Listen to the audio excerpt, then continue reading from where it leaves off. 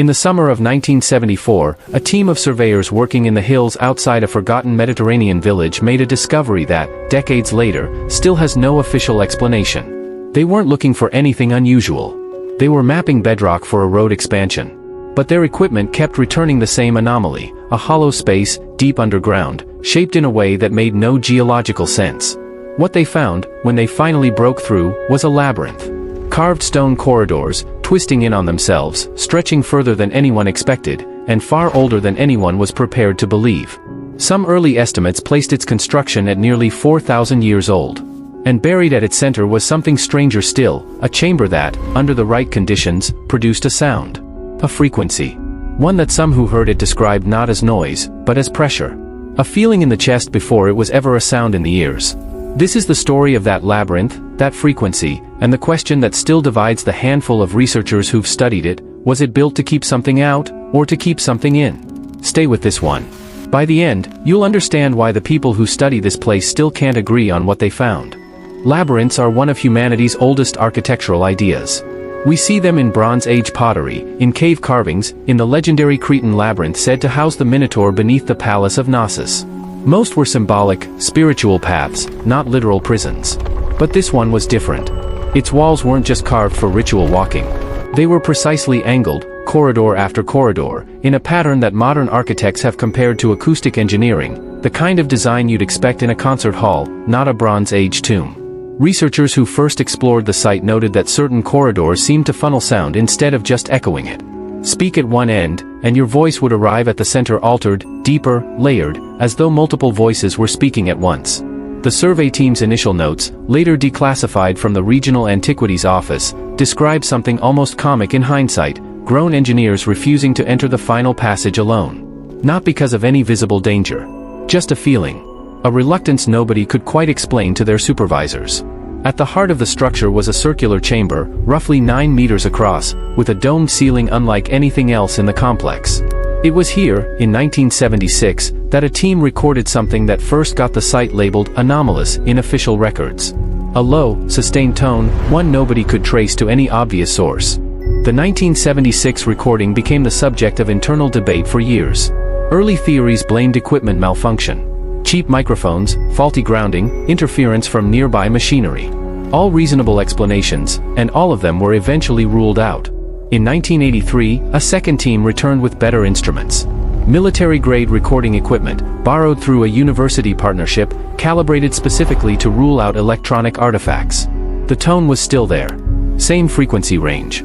Same behavior, rising slightly in intensity at certain times of day, then fading, as though tied to something environmental rather than mechanical. That was the detail that changed how seriously the site was taken. A malfunction doesn't behave consistently across two completely different recording setups, 9 years apart, using different technology built by different manufacturers. Something in that chamber was actually producing sound. The only real question left was what? Modern analysis, decades later, placed the tone at somewhere between 18 and 19 Hz, right at the edge of human hearing, in the range some researchers associate with infrasound. It's a frequency that's been informally linked, in various studies over the years, to feelings of unease, cold spots, and a sense of being watched, though it's worth saying clearly, the science on infrasound and human perception is still debated, and no controlled study has confirmed a direct causal link in a site like this one.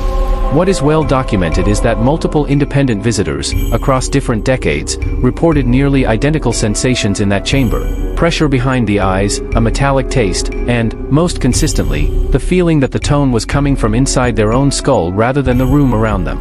One researcher, cited in a 1991 survey of the site, described it this way: standing in the chamber didn't feel like hearing something. It felt like remembering a sound you'd never actually heard before. Acousticians who later modeled the chamber found something remarkable. The dome's curvature, combined with the layout of the surrounding corridors, could theoretically amplify certain low frequencies naturally, wind moving through the labyrinth's passages, funneled and compressed until it resonated at that same narrow band. In other words, it might not be supernatural at all.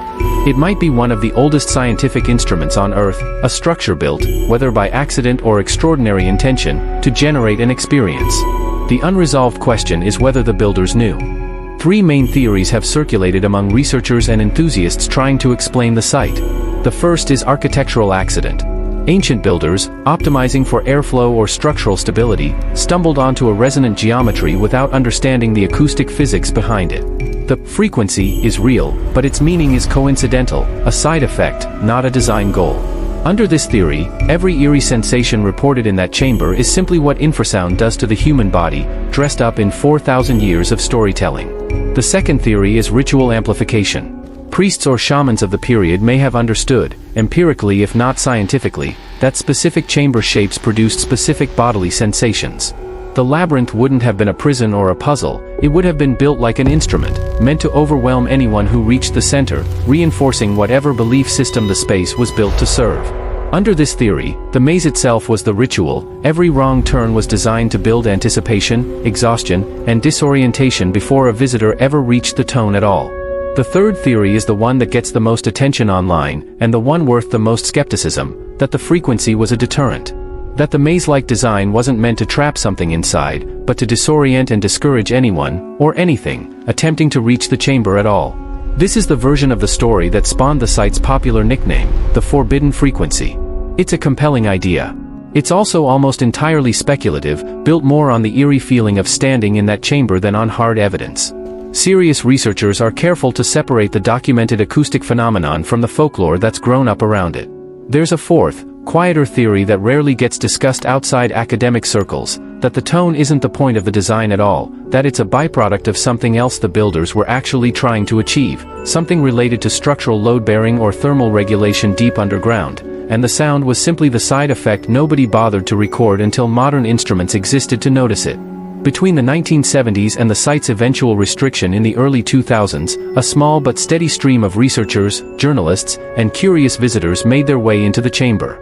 Their accounts, collected informally over the years, share a strange consistency. Nearly everyone described the sensation building gradually, barely noticeable near the entrance, intensifying as they moved deeper into the maze, peaking only once they stood directly beneath the dome. Several visitors reported losing track of time. Watches and phones, when checked afterward, were frequently found to be accurate. The disorientation was purely perceptual, not mechanical.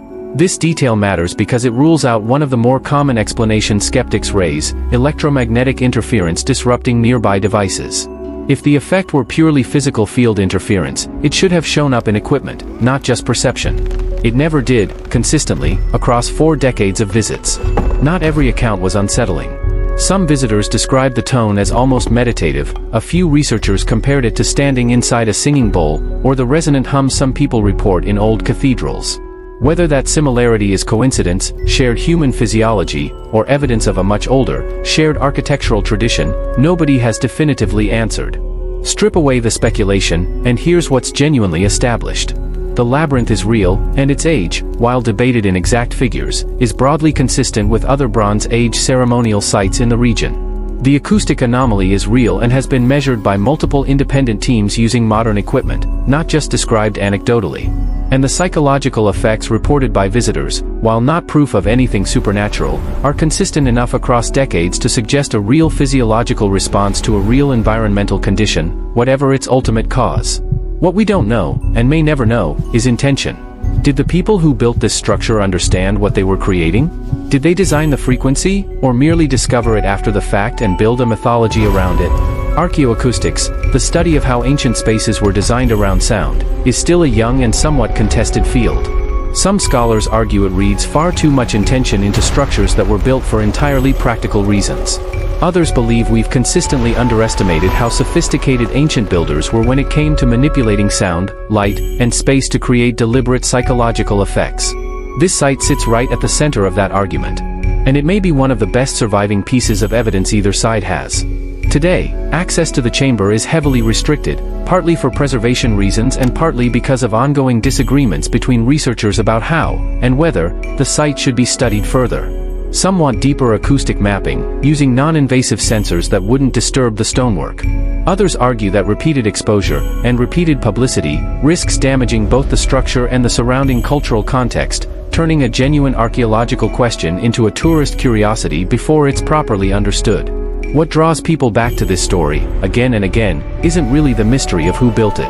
It's the unsettling possibility that ancient people may have understood something about sound, space, and the human body that we're only beginning to rediscover, using instruments they didn't have names for, built into walls that have outlasted every language spoken by the people who carved them. Maybe the frequency was never forbidden at all.